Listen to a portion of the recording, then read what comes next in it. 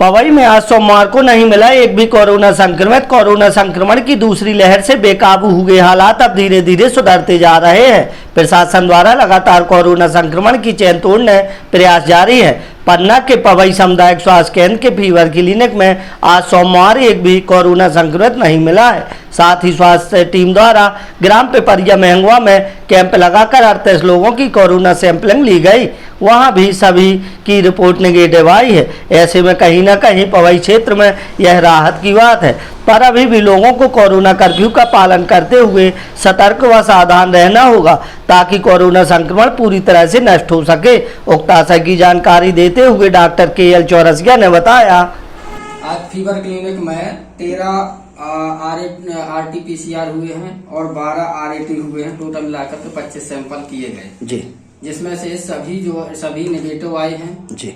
और हमारी पवई स्वास्थ्य केंद्र की एक टीम पिपरिया महगावा में भी कैंप लगा करके सैंपलिंग किया, जिसमें से 38 RAT हुए हैं और सभी नेगेटिव आए हैं जी। और इसके अलावा हम सभी लोगों से अपील करते हैं कि संक्रमण की यदि इस कड़ी को तोड़ना है तो सभी लोगों को सैनिटाइजेशन, मास्क लगाना और बार-बार साबुन से हाथ धोएं और एक दूरी जो है बनाए रखें।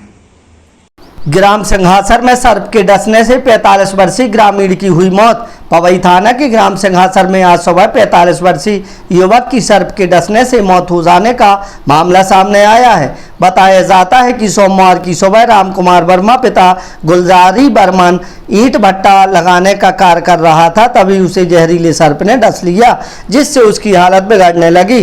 परिजनों द्वारा इलाज के लिए उसे पवई स्वास्थ्य केंद्र लाया जा रहा था, तभी बीच रास्ते में ही उसकी मौत हो गई। इसकी सूचना पवई पुलिस को दी गई। शव विच्छेदन गृह में PM उपरांत शव परिजनों को सौंप दिया गया है। मृतक के परिजन ने जानकारी देते हुए बताया, काम कर रहे थे तो वहाँ मान लो मिट्टी डाल रहे थे ईंट के भट्टे पे, तो वहीं डस लिया सांप ने। फिर कहाँ लेकर आए हैं आप? फिर पवई लेके आए साहब। कहाँ मौत हो गई उनकी? बीच रास्ता में नारायणपुरा के बीच में। क्या नाम है आपका और आप मृतक के कौन हैं? मेरा चाचा है वो, मैं उसका भतीजा हूँ। क्या नाम है आपका? राजेंद्र धिया। 900 उत्तरी मांगों को लेकर बिजली विभाग के आउटसोर्स कर्मचारी हड़ताल पर। पवई विद्युत मंडल कार्यालय में कर्मचारियों द्वारा माथे पर काली पट्टी बांधकर किया गया विरोध प्रदर्शन।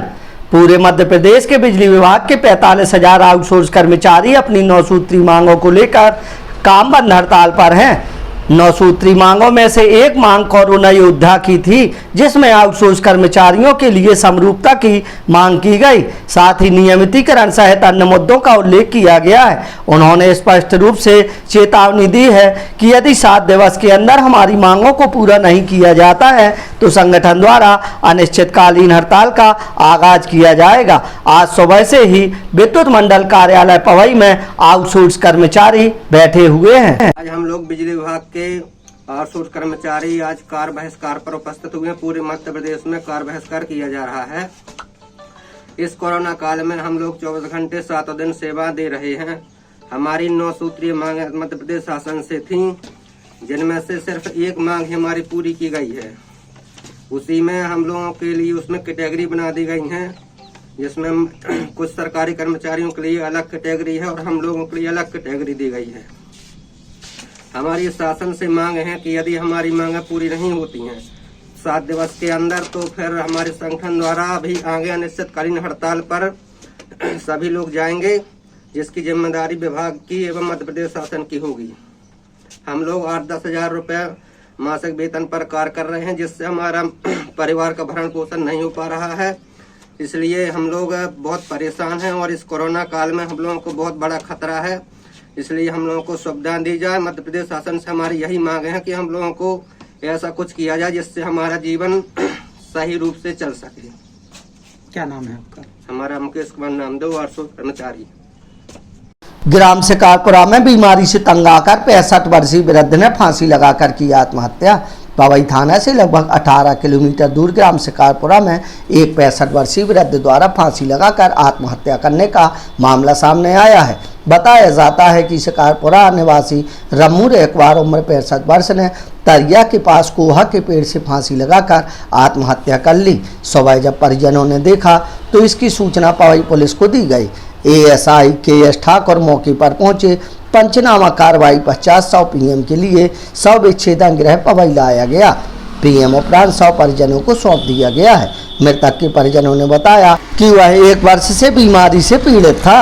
उनके कम से कम 1 साल के जमाने से दर्द था, घुटनों में दर्द था, इसलिए उनके दर्द के मारे फांसी लगा ली और तड़प रहे थे दर्द के मारे। अब हम लोग को मालूम नहीं था कि लेटरिंग करने गए, अचानक उनने फांसी लगा ली। जब सुबह हम लोग उठे, जब देखा जब फांसी लगा ली, ऐसे तो नहीं। क्या नाम है आपका? कल्लू राम रैकवार। मृतक के कौन है आप? भैया।